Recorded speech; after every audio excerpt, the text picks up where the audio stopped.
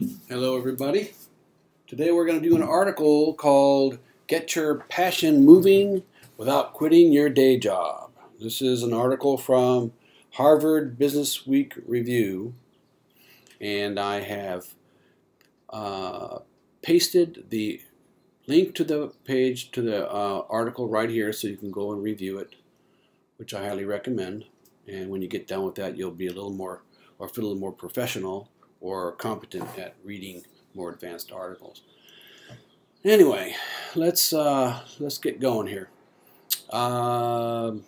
Get your passion project moving without quitting your day job. Your passion project means like maybe your career or your dream job or dream business idea. Okay, you finally figured out what you want to do with your life. Start a company, launch a website, design an app, or found a nonprofit. Found means to establish a nonprofit. The only problem is that you can't afford to quit your job and lose your benefits in order to pursue it full time, in order to go after it or make it happen. So where should you start? What's the best way to get your project? What's the best way to get your passion project moving? And how can you tell when you're ready to strike out on your own? To strike out on your own, be independent and do it on your own. What the experts say, what the experts say. What the experts say. That's a little subtitle there, folks. What the experts say. Knowing where your professional passion lies puts you in a good position, says Dorie Clark, author of Reinventing You. Define your brand and imagine your future. It's a book. You might want to think about that. We could even do some excerpts from that book if you're interested. Lots of people don't know what they want to do. They're struggling because they are not happy doing what they're doing, but they don't know what else is out there. Okay, struggling, having a difficult time.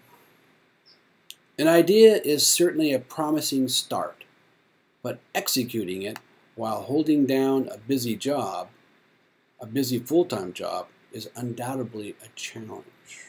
Undoubtedly, surely, clearly, understandably, a challenge. Executing it, putting it, doing it or performing it, not executing somebody, executing an idea. Okay, so let's keep going. You've nailed the 1%. You've nailed the 1% inspiration. Now it's time for the 99% perspiration, says Daniel Galati, the co-author of Passion and Purpose: Stories from the Best and Brightest Young Business Leaders. You've nailed it. You've nailed it. Nailed it means you've got it. You have mastered it. You've nailed the 1%. And there should be a comment here. They can put a comment. You nailed the 1%. Inspiration. Inspiration is only 1% of doing your own business or starting out on a new project or following your passion. Inspiration is just a tiny, tiny part. The biggest part is perspiration. 99% perspiration. Perspiration means what? Yeah, it means sweat, but it also, in this context, means hard. All right, well, let's go down to the next. If you're committed to making it happen, there are ways, says Clark. So whether you want to start a company that could become the next big thing, or you have a hobby that you'd like to spend more time on, here are some ideas to get your idea up and running. To get your idea up and running. Up and running means going, moving forward. First, create a strategy. Begin by sketching out, getting an idea, drawing out a rough drawing, or a rough map, exactly what it is you want to achieve, says Galati. Is it a large scalable company? Is it a small company? What does they mean by scalable? It means you can change the size of it. Ascendable, mountable, accessible. Scalable means you can change the size, smaller or bigger. Is it a large scalable company? Is it a small company? Is it a charitable organization? You want to have specific concrete goals to shoot for, including revenue targets and social impact. Here, hold on for a second. Sorry about that. Oh. All right. Sorry, ladies and gentlemen. Okay, so where were we at now? I'm going to start from here again. Begin by sketching out, drawing out, making a basic, simple picture, exactly what you want to achieve. Is it a large, scalable company, or is it a small company? Is it a charitable organization? Charitable? Nonprofit. Do you want to have specific, concrete goals, solid goals to shoot for, to aim for, to go for,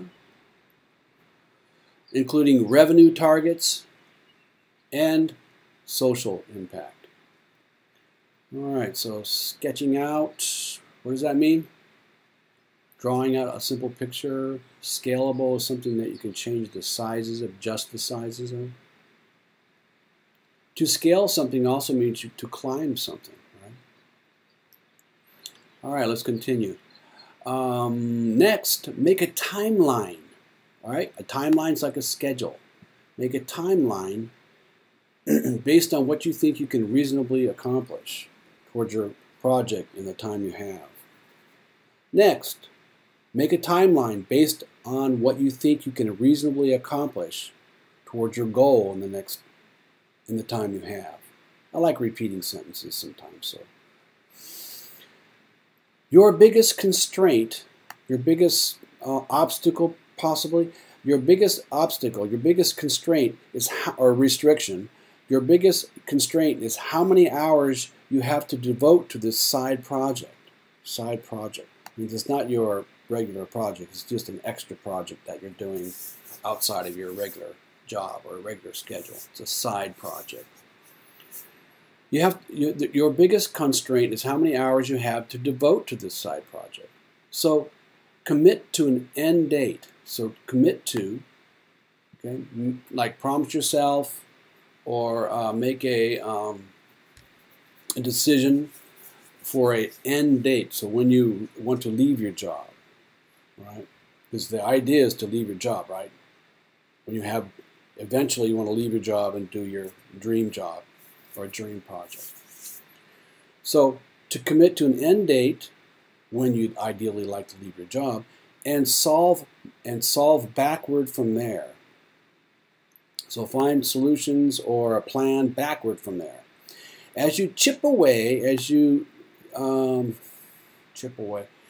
work toward your project, continue to give your job the attention it needs. Your day job takes precedence. What does that mean? It takes precedence means it's the most important, right? You must also be willing to extend your timeline, your schedule. If your proposed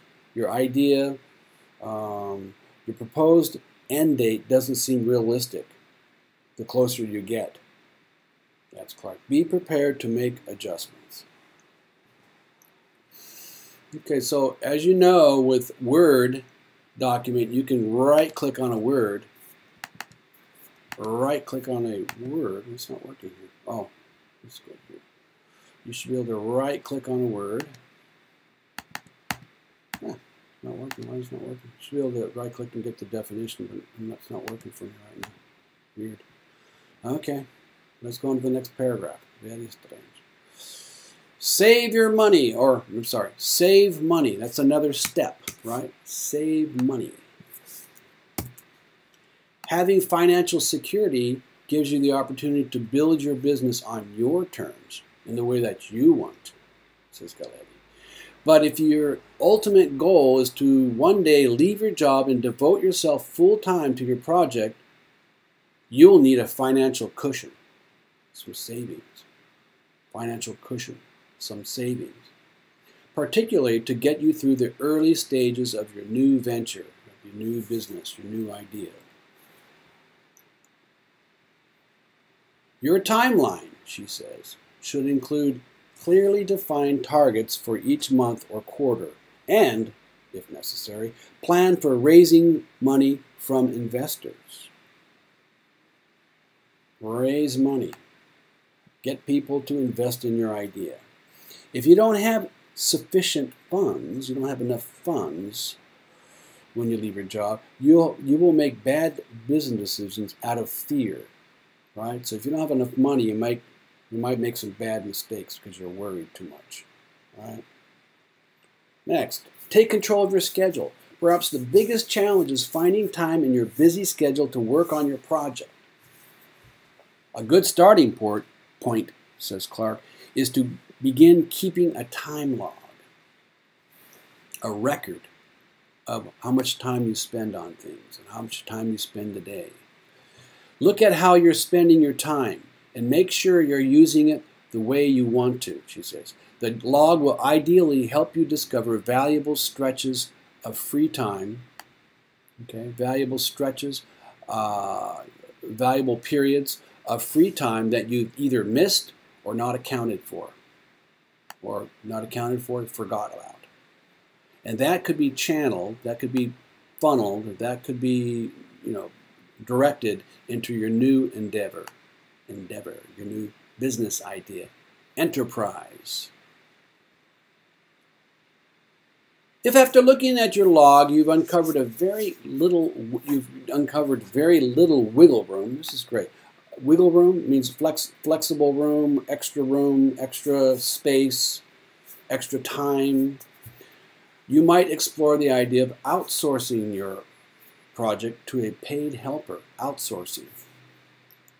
Getting someone else to work on something, to a paid helper. For instance, you can hire someone to help you code, program, or pay an independent freelance consultant to do the market research. If you're cash rich and time poor, look for opportunities to trade money for time. So in other words, you figure out a way to do some trading. If you're cash rich and time poor, that means you have plenty of money, you just don't have the time. So you can look for a way to trade money for time. In other words, pay somebody else to do the stuff that takes time. Next, patch weak spots.